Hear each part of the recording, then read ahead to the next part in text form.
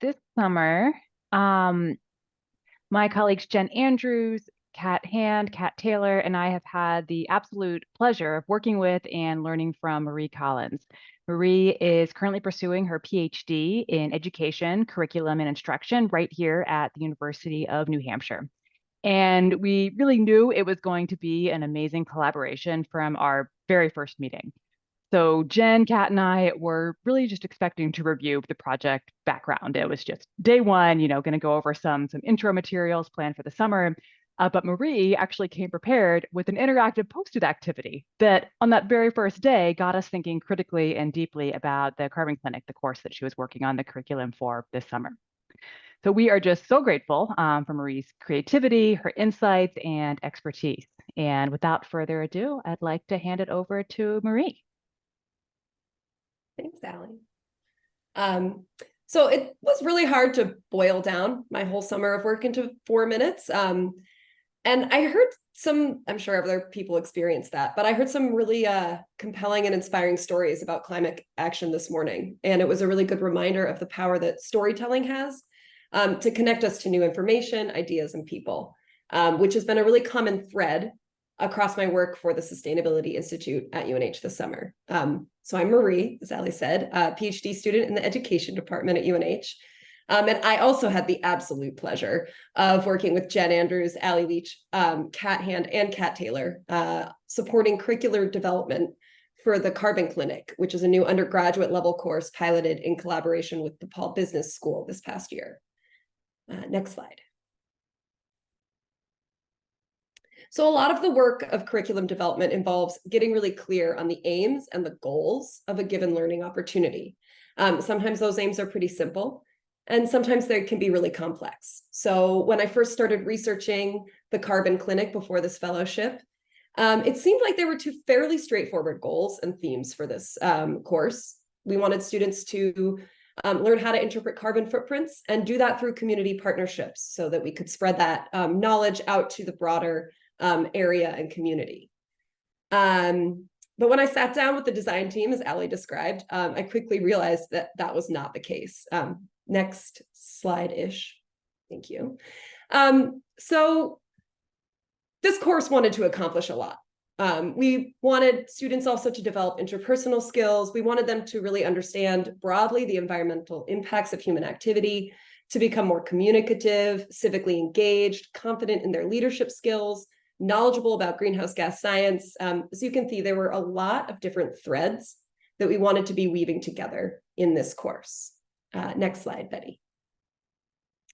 So the key to effective curriculum design is really establishing a strong foundation and a very clear framework that you can move forward from. So once we had kind of untangled and teased out all the different threads that were going to compose the body of this course, our next step was to organize them and prioritize them. So to do this, we needed to synthesize not just the experiences, knowledge, and ideas of our core team, but also of previous students, previous team leaders, and also previous community partners that had engaged with the course last year. And through this process, we're able to organize the course into 4 broader themes, which are shown here on this slide, and develop a really clear conceptual goal, or several clear conceptual goals for each of the themes, which allowed us to comprehensively prioritize the skills and the knowledge that students were going to need in order to meet those goals. So which threads do we need to weave into the course, and which could we maybe set aside for another learning opportunity? And once this decision was made, we then needed that framework to weave them into. And Betty, could you go to the next slide, please? So inspired in part by the structure of this fellowship and recognizing that storytelling is one of the most universal modes for building collective knowledge, we decided to frame the course around the concept of storytelling. Can we move the slide along, please? To do this, we needed to start by revising the structure of the client kickoff and the final showcase events to make them more impactful and ground them in collaborative relationships. We also needed to explore the ways we structured the aspects of the course that happened outside of class time, like the team and client meetings. Next point, please. We also needed to create some new assignments that would support the students in practicing those storytelling skills and crafting impactful messages. And finally, the last step was to interrogate, how are we actually delivering this content? Is it accessible? Is it impactful? Are we creating inclusive and equitable learning opportunities through the way that the content is designed? So as I'm wrapping up the revisions to individual lesson plans, I'm left really hopeful that this framing we came up with will support the goals of the Carbon Clinic and the Sustainability Institute, and that the process we went through this summer will really enable my team to continue updating the course in the future, because as we know, knowledge and learning are fluid. So the Carbon Clinic communicates really important skills and knowledge around prioritizing and understanding reducing climate impact. And these are critical in the fight against climate change. So the modes of study that the Carbon Clinic draws on will need to evolve over time as we build towards a more just and sustainable world. World is the word I'm trying to say there. So I just want to say thank you so much to Jen, Allie, Kat, and Kat for all of your support, guidance, and for your trust this summer. And I really hope to have the opportunity to work with you all again in the future. All right. Thanks so much, Marie. I really loved your thread analogy with the nice tapestry at the end. That really demonstrates the complexity, I think, of curriculum design and hopefully what these students will get out of the course in the coming years. So thank you so much. Dovev and Betty, do you guys have any questions you'd like to throw out there to get us started? Sure. Hey, Marie, this was really wonderful, and I love to see the way this all came together. Great project and great description of it. You just mentioned there at the end some of your plans for the future. What's kind of the next thing that has to happen? And I know probably this fall. Well, trying out some of these new lesson plans. I think, we've got a couple really new big ideas, reframing that client kickoff and the way that the final showcase is structured. I think that will definitely mean trying out those new structures and then reflecting on how they went, and probably fidgeting around a little with how those kind of bigger changes go. Yeah, so I'll be interested to hear reflections from everyone on how some of those changes take off. All right, thanks, Marie. And is there maybe one question from Dovev or from the audience?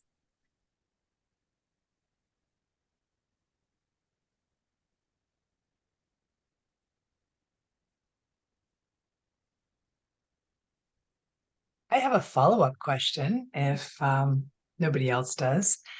These projects are so, interdisciplinary, and you've got a number of different teams, members of the team, people that will be teaching this course rather than just, one or two.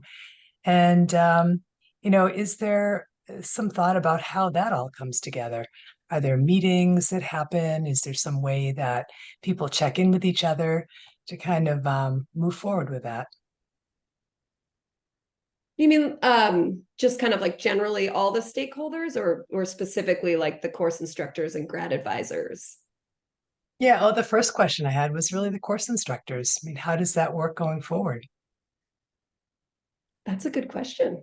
I think it's nice that Allie and Kat and Jen all I got to be part of what is clearly already a really cohesive work team that communicates really clearly. I don't think we spent a lot of time discussing those kind of intentional instructor meetings across the summer, but I think that's a really good thing for us to be thinking about next week as we're wrapping up Yeah, our. well, this is such an important topic, and it's such a worthwhile project to be working on. And I just think that what you did this summer was really outstanding. So congrats. Thank you. Quick follow-up question as well, Marie, just on the equity piece. I was just curious to hear a little more about that. Like, what did you find that was kind of surprising? And when you unpack that as part of this project, were there things that really stuck out that were maybe really useful approaches, or things that you found to be either compelling or surprising? Yeah. I think like broadly, one of the things that we talked a lot about was trying to kind of reframe those, the teams that the Carbon Clinic forms to make them a little more of a collaborative and really equitable effort. Just thinking about like how the first-time students and the team leaders are interacting with the community partners. So like just like a small shift that I tried to make in language in a lot of the paperwork was changing it from like client to partner. So there we're kind of breaking down a potential hierarchy and building in more space for kind of collaborative work. Another thing I thought a lot about just in the actual lesson planning is accessibility.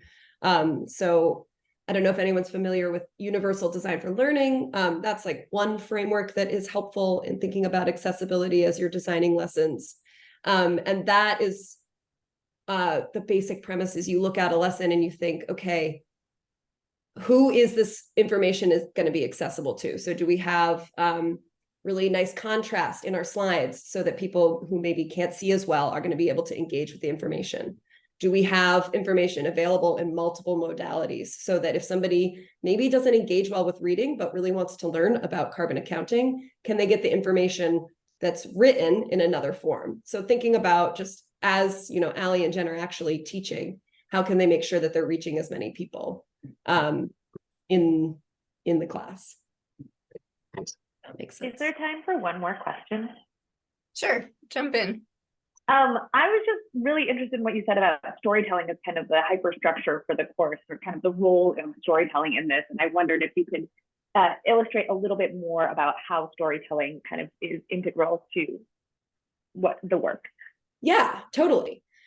So the showcase that happens at the end of the Carbon Clinic, which is actually not too different from the way that this is structured, or is definitely can be connected with it.